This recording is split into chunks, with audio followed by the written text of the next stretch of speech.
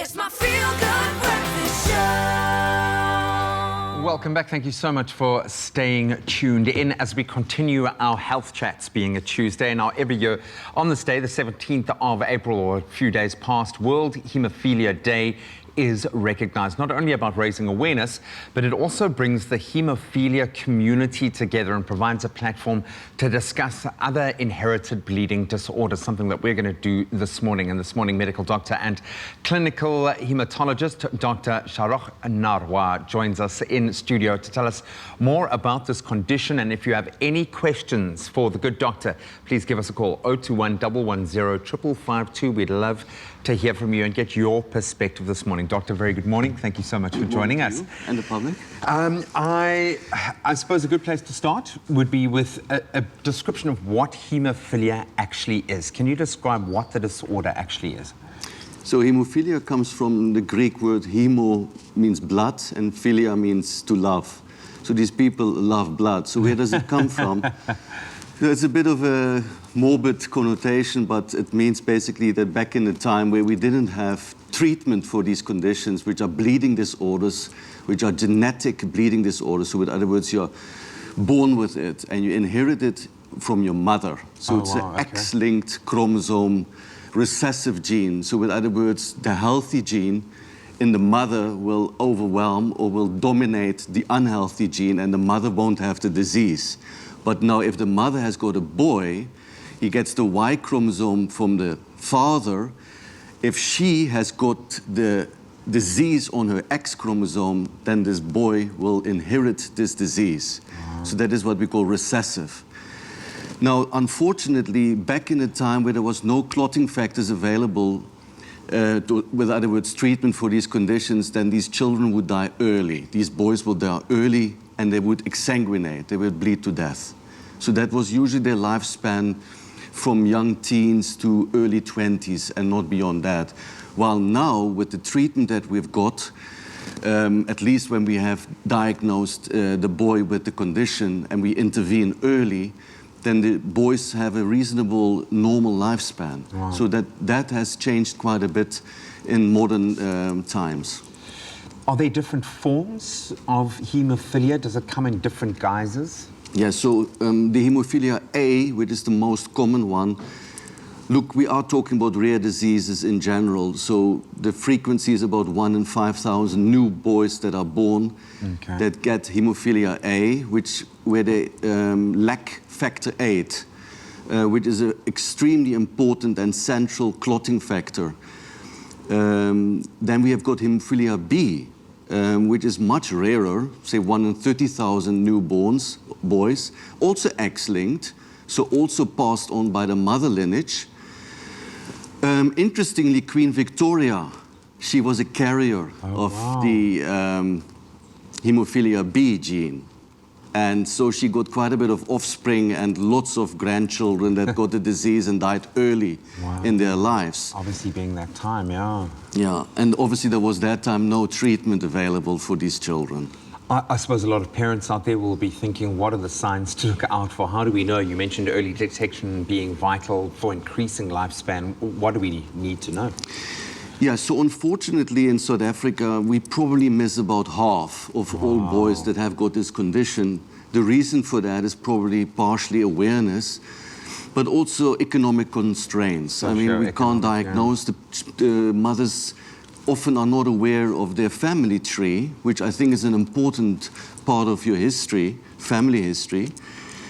And so that would be one way to kind of acknowledge that there might be a problem and you probably have to test for it. But a third will not have a family history of the boys that are born with haemophilia, where it's like what we call a spontaneous mutation at birth. But in 2/3, we do have a family history. So we are still missing quite a bit of boys that have got the gene for haemophilia A mostly, and get, for example, bleeding problems at early stage. And they usually present, say, about 4 years old. Usually already when they start crawling. They get bruises, they get bleedings in their muscles and their joints. We don't actually know why they preferentially bleed into their joints, into their muscles, which makes actually a very disabilitating disease. So these children, if they don't get properly treated, end up with deformed joints, especially the knees, the ankles, and so on. So it's extremely important to be aware of this condition, because if treated early, these children not only have a normal lifespan, but also much better quality of life, and will also be able to work. Because if they can't work, they obviously will not be able to sustain themselves financially. So it becomes a very important social and economic and even political disease, because politics needs to be interested in this condition to actually... It's rare, but it's there. Yeah. We're going to continue our discussion now. The doctor's going to stick around. If you have any questions that you would like to add and pose to the doctor, 021 110 552. We'd love to hear from you this morning. We're going to continue our discussion in just a moment. It's my feel-good breakfast show. Welcome as we continue with our health discussion on haemophilia. The medical doctor and clinical haematologist, Dr. Nahrwar, is still with us, and he's going to be explaining who is at risk. Again, we're expanding on what he's already told us, and we're going to look at some of the treatment options available for those who have this condition. Doc, I've got to ask, in light of how we are able to treat it now, how severe can it be? Well, you can have, unfortunately, very severe disease where you have less than 1% clotting factor 8. Wow. So say factor 8 is a protein like this that is pivotal in the clotting cascade, with other words, to form a solid clot. So if you lack this protein completely, you will have a very severe form of hemophilia. If, however, the protein is a bit smaller or like a bit deformed, like this one, for example, then they may not have such severe disease. They may have moderate disease with levels between 1 and 5%. And in mild disease, they might have levels above 5%. So with normal levels are between 50 and 150%. And increased levels may be actually associated with increased clotting. With other words, people that present with thrombosis, which is the opposite side of the spectrum. The end of the scale, okay. But the most important is that we acknowledge that severe hemophiliacs, they will bleed constantly. So they need to have basically prophylactic or with preventative clotting factor replacement, which these children or their parents need to infuse in their veins. So it's a clotting factor within a little bottle that is being dripped into their vein. And ideally, they should get it preventative, say 2 or 3 times a week, to prevent that they bleed into their joints, which in the long run will debilitate them. It's massively damaging. While the mild forms will only probably bleed when they get surgery or severe trauma, so they can actually go through life quite normally.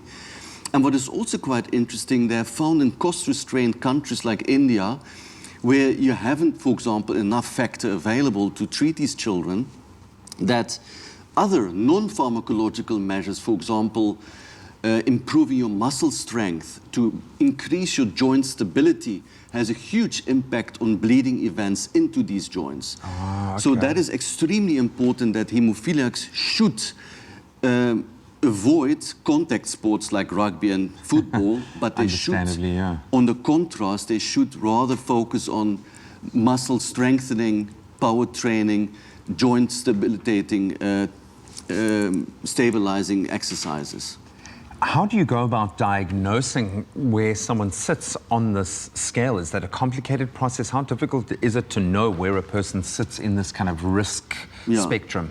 So 2/3 are inherited. With other words, they come from the mother. So if the mother knows she is a carrier, you can already, prior to birth, select out the eggs that have got the faulty gene. Wow. So that is now prenatal diagnosis. So that is possible, but it's perhaps quite expensive. If not, then the mother should rather refrain of having offspring if she knows she carries the gene. So in other words, if she's unable to finance prenatal diagnosis of perhaps a faulty gene, then she should perhaps be encouraged not to have children. But if she has got children, then they know that they are at risk. 50% of the cases will have the disease, if it is a boy. So then immediately bloods need to be taken on the boy and on the mother to find out what type of mutation perhaps, to see how severe the hemophilia is, but it can usually be found on the factor VIII levels. Okay. So less than 1% would be severe hemophilia. The importance of that also is that if you start treating these children, usually from the year of 4 years old, then they can develop inhibitors. They can form antibodies against the factor VIII, especially if they've got no factor VIII present. And that, unfortunately, is more prevalent in the black population. So extremely important within the South African context that children of black ancestry are at higher risk of having inhibitors, with other words, antibodies towards their treatment, which will complicate their treatment. So we need to be very cognizant of this fact. We'd love to get your questions. If you have any, 021 110 5552, give us a call. We're going to continue with one more discussion with the good doctor. Stick around. It's my feel-good breakfast show. Well, thank you for sticking with us as we continue, in fact, wrap up our conversation with medical doctor and clinical hematologist, Dr. Shahroch Nahrwar. And I just want to kind of round off with maybe looking to the future. Maybe if a mother out there, now that we know that this is recessive and that the mother is where the diagnosis needs to start, how can women get tested? What is that process like and where do they go? So interestingly, some women also have mild hemophilic picture, but not all of them. Most of them actually don't bleed at all. But if a mother knows she might be a carrier, she can have mutation studies done on her to see if she has the diagnosis confirmed. In the boys, it's a bit easier. If you have severe hemophilia, you do a simple clotting test and you can see it's prolonged. Okay. And then with specific factor VIII or factor IX in hemophilia B testing, you will have confirmed the diagnosis. The most important, I think, by far, is to diagnose early as possible, before the child becomes 4 years old and starts to get events into the joints. With other words, prophylactic, with other words, preventative factor VIII infusions by the caregiver or the child himself would be probably the best way. But as you can imagine, that might be costly in the short term, but actually it's cost effective for the future because that child remains healthy. And that is unfortunately not available everywhere in the world. I mean, as I mentioned, only half of all the people that have got hemophilia are diagnosed, which is much worse than, for example, Europe, where more than 80 or 90% is diagnosed, but still better than, for example, India or Bangladesh, where less than 10% is aware of this hemophilia. So awareness, again, is the most important, and to preventative give factor VIII infusions if the socio-economic environment allows. If a family needs more information, if a family have identified and have a child that is, has the condition, where do they go to for support? Where does the community exist? Yeah, so there are several support centers within South Africa. I mean, you've got the Center of Hemophilia at Tygerberg Hospital, at Groote Schuur Hospital, with very good sisters that are extremely experienced in this condition. So almost every province has got a hemophilia center. And so with other words, if you have a child that you suspect a bleeding problem, go to the center, have the test, have the diagnosis confirmed, and get the treatment initiated. We've got details of a website that will give you a host of other really vital information that you do need to know. I think all of this has really reinforced the importance of having World Haemophilia Day and spreading awareness. Clearly, you were the right man to bring in for the job, so thank you so much for giving us a wealth of information. It really has been wonderful connecting with you today, and hopefully you at home have picked up a few gems along the way, but do keep those details on hand. We will CapetownHematology.com and hemophilia.org.za. We'll keep them up on our social media platforms so you can go and connect. But thanking the doctor once again, this has been a great chat. Thank you so much. Thank you very much.